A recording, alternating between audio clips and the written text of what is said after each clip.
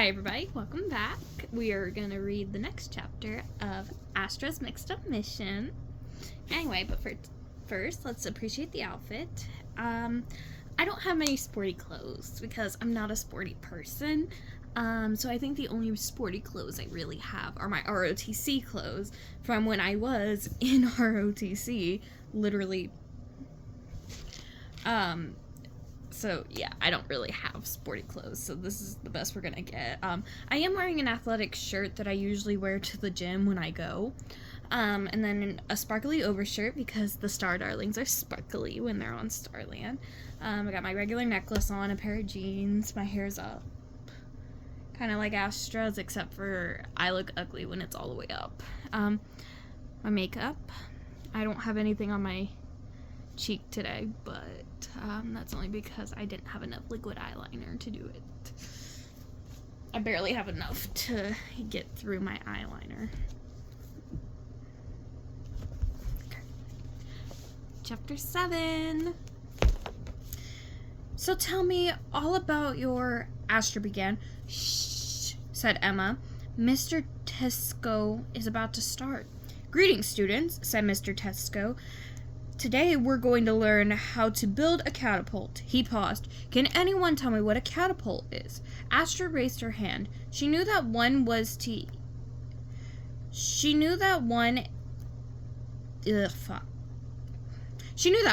and was eager to impress her wisher with knowledge she had gained in Wisher's 101.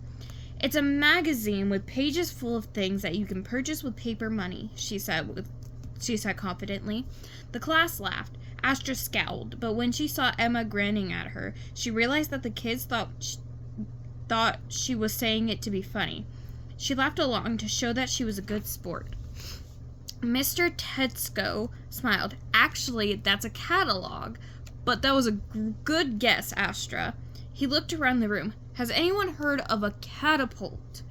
Tony raised his hand. It's a machine that launches things, he said, like when you're attacking a castle, flaming hot tar right over the walls.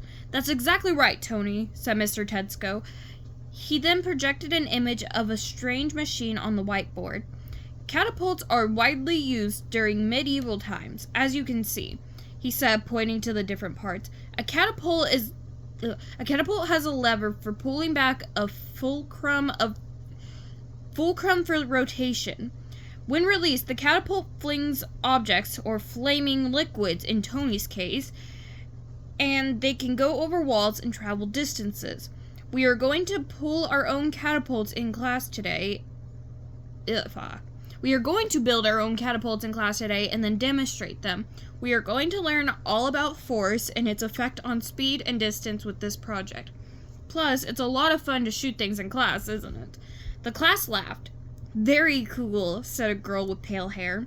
It was no wonder Astra had never heard of a catapult. Starland was a peaceful place, and there was no need for weapons of any kind. The teacher handed out shoe boxes, rulers, markers, tape measurers, rubber bands, tape, plastic spoons, and a few small white objects to all the student pairs. Astra squeezed one of those small white things. It was soft. She smelled it. Sweet too. Are these edible? She asked Emma. Yeah, said the girl, giving her a funny look. Marshmallows usually are. While they had been figuring out how to assemble their catapult, Astra tried to engage Emma in conversation, but she soon discovered that her partner was extremely single-minded when it came to schoolwork. While it was admirable, it was also pretty frustrating. Astra, Emma said, less talk, more catapulting. Catapulting. As soon as you are done, you should try out your catapults, said Mr. Tesco. Shoot your marshmallow, make any changes to... Shoot your marshmallow, measure the distance it travels, record the distance, and make any changes to your machines to see if you can shoot the marshmallows farther. Take careful notes on your worksheets. They are due tomorrow. Suddenly, Astra had a great idea. If she worked super slowly and made lots of mistakes, she and Emma would have to work on the project that night after school. So she deliberately measured incorrectly, put the spoon on backward, and ate the marshmallows for good measure. Emma looked frustrated. Let's get this done, she said. I have a lot going on after school today. The bell rang. School was over for the day, and they still weren't close to finished. Astra was thrilled. I can't believe we have to finish that stupid catapult tonight, Emma moaned, shaking her head as they stood by her locker after school. Like I don't have enough to do. Astra leaned forward. Sounds like you're very busy and wish for a more peaceful life of harmony and quietude, she said, stealing a few of Piper's phrases. Okay. Since when does Astra and Piper become best friends? Damn. Oh my god, my hair's like so bouncy. Oof. Not really, said Emma. That sounds kind of boring, actually. Oh well, Astra tried again. So where are you going after school? Astra asked. Can I come? Emma shook her head. Sorry, she said. I've got gymnastics practice. Why don't I come to your house after I'm done? It's gotta be quieter than my house. Astra had to think fast. My parents are working late tonight, she said.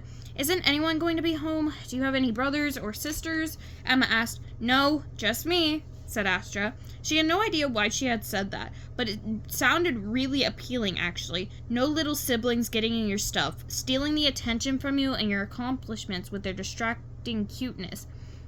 Yeah, she went on. It's just me and my parents. I have this whole huge room to myself, and my parents have all the time in the world for me. It's pretty great. I can't, because she's never had a room to herself, because she shared it with her little sister, and then when she went to Starling Academy, she shared it with Clover. I mean, unless she had a different roommate her first year, but still. Emma smiled. It sounds nice, she said. I bet it's quiet, too, and that you never get compared to anyone. Nothing to live up to. You can just be yourself. Astra nodded. And since you're the only one, you never need to babysit or anything. So Emma and Astra went their separate ways, promising to meet later at Emma's house. Astra teleported herself to town, popping in and out of shops.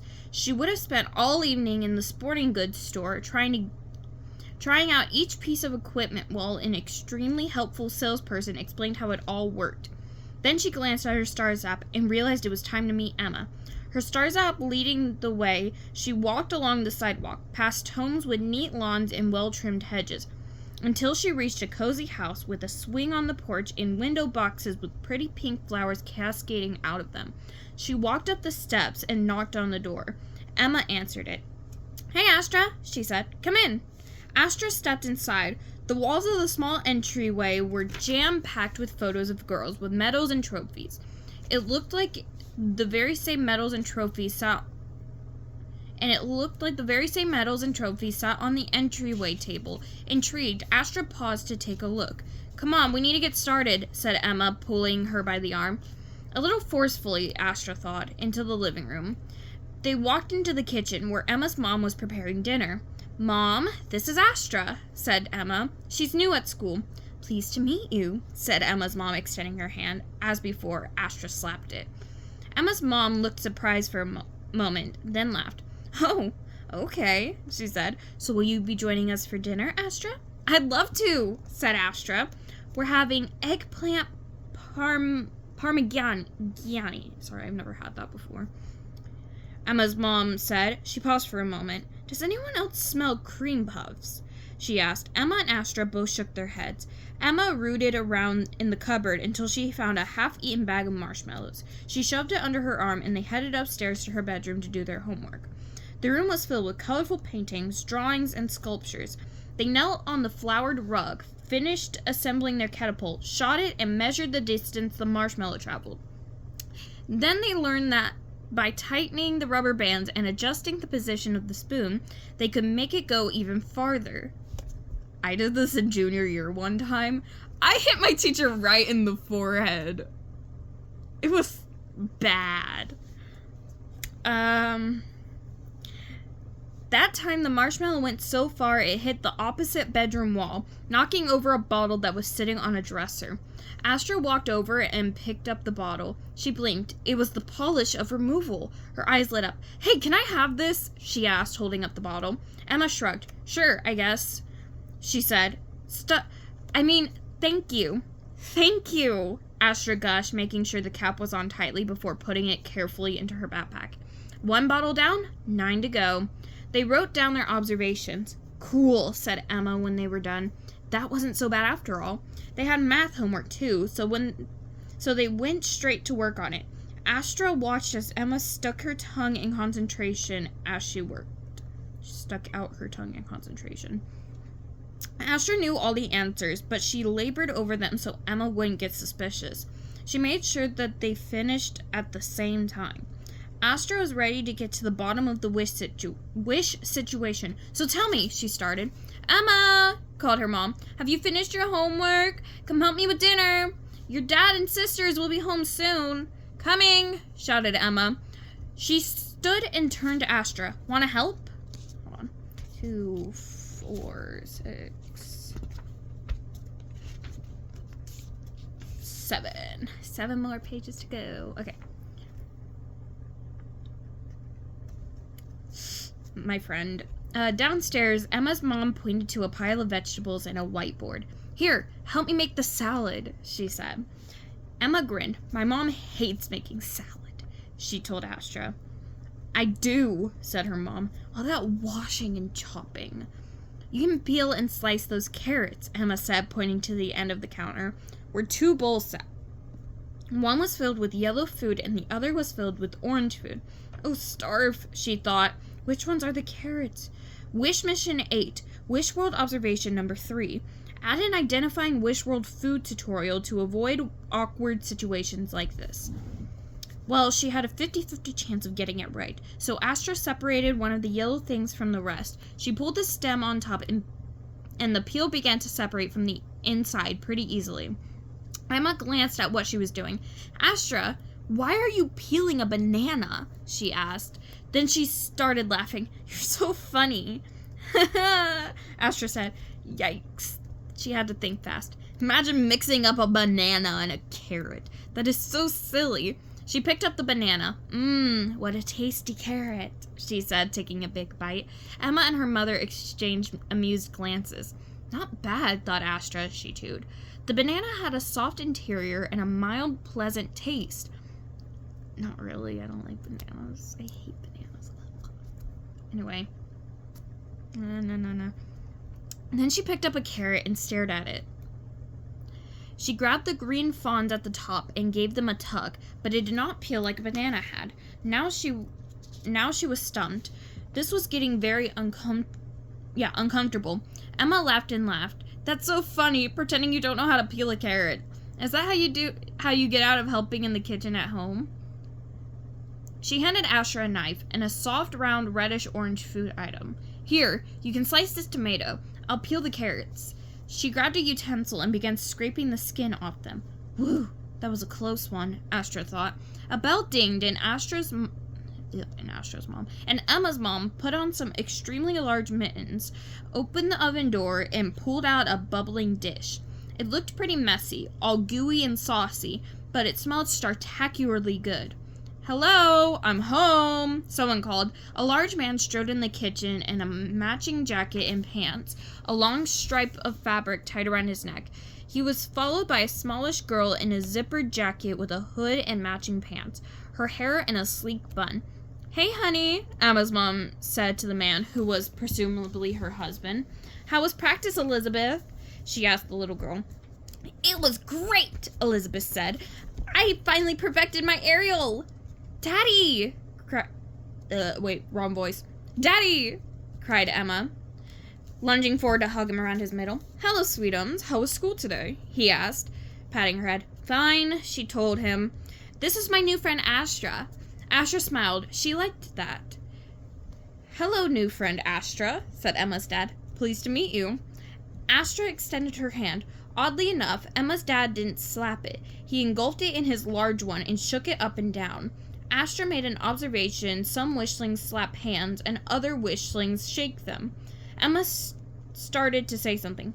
Can it wait a minute? He said. I want to go upstairs and get changed out of this monkey suit. Without waiting for her answer, he left the kitchen, and Astra could hear the steps creak as he bounded upstairs. Emma's mom took out plates and silverware, and the 3 girls set the dining table. Wrong. And the 3 girls set the dining room table, then headed back to the kitchen for napkins. The front door opened again with a burst of exciting chattering. Astra looked at Emma. My big sisters, Emma explained. Eva. Yeah. Eva and Ellie, they're twins. Two girls who looked exactly alike, dressed just like Elizabeth, crowded into the kitchen, kissing their mother, tousling their sister's hair, grabbing carrot sticks, dropping bags and jackets on the kitchen table, and talking. They talked almost as much as Gemma, for Star's sake. Astra caught a few phrases: straddle, press handstand, dive, roll, pike. None of it made any sense to her, but she was entranced by their energy and enthusiasm. Elizabeth joined in and told her big sisters about her aerial. They cheered and hugged her. When they finally paused to take a breath, Emma introduced Astra to them. Whoa. We're the gymnast champs of Greendale High, said Eva. And I'm the top gymnast at Greendale Elementary, offered Elizabeth.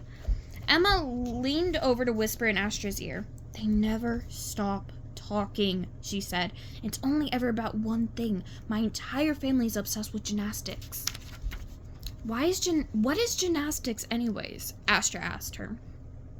Emma grinned. That's a good one. Oh, Astra, you make me laugh. Emma's dad came back downstairs. Why is my hairbrush in here? Dressed in whistling, relaxing clothes, and there were more hugs and greetings. They sat down to dinner, and Astra found that she was famished. Her plate of eggplant parmigiani and salad disappeared quite quickly, and she eagerly refilled her plate when offered seconds. After the twins filled the family on every move they had completed successfully at practice, Elizabeth told the story in painstaking detail of her aerial. Meanwhile, Astra polished off her second helping. Emma's parents nodded happily. All it takes is determination and practice, her father said. He turned to Emma. Right, my girl? Right, Dad, said Emma, her eyes on her plate. We're so excited to go to your competition on Friday, Emma, her mother said. Yeah, said Emma quietly. How about a little more enthusiasm, young lady, her father said. That floor routine isn't going to perfect itself, you know. Astra listened to all this with great excitement. It made perfect sense to her now. Obviously, she had been chosen to go on this mission because of her love of sports. She wondered if Emma needed her help with the floor routine. After dinner, Elizabeth begged everyone to come outside to see her aerial. And we can show you some of our moves, said Ellie. Emma rolled her eyes. How thrilling for you, she said, but it was thrilling for Astra. It turned out that gymnastics was a variation of the advanced moves Astra did while playing a game of poses, leaps, jumps, and tumbles. Come, join us, said Eva. Astra didn't need to be asked twice. Before she knew it, she was showing everyone her famous up-and-over star flip. Someone started clapping. You're good, said Emma's mom admiringly. Wow, said Ellie. You just did a perfect round-off back handspring back tuck. Emma, she shouted. You need to see this. But Emma was nowhere to be found. Oh, she's probably up in her room, said Elizabeth. Oh, wait, wrong voice. Oh, she's probably up in her room, said Elizabeth. She doesn't like gymnastics? Astra asked, confused. But I thought she was on the school team. Eva lowered her voice. Oh, she's just freaking out because she totally choked at the last meet. Elizabeth did another perfect aerial and landed right in front of Astra. Yeah, she blew it for her team. They lost because of her. She was really upset. Ellie looked at her parents, who were talking to each other quietly. My dad took it really hard. Well, he was the gymnastics champ in high school, said Eva. He almost made it to nationals, but he lost out by 1 point. He doesn't want the same thing to happen to any of us. Astra headed upstairs. She found Emma lying on her bed, staring up at the ceiling. Hi, said Astra. My dad is so proud of my sisters, Emma said sadly, and I wish that... Her voice trailed off. And you wish he was proud of you too? Astra finished. She felt a tingle of electricity down her spine. She had figured out the wisher and the wish on the very same day. Things could not have been going any better. Chapter 8. I will see you guys next time. Where's my bookmark? Oh, there it is. I thought I lost my bookmark again. But, yeah. So I'll see you guys next time.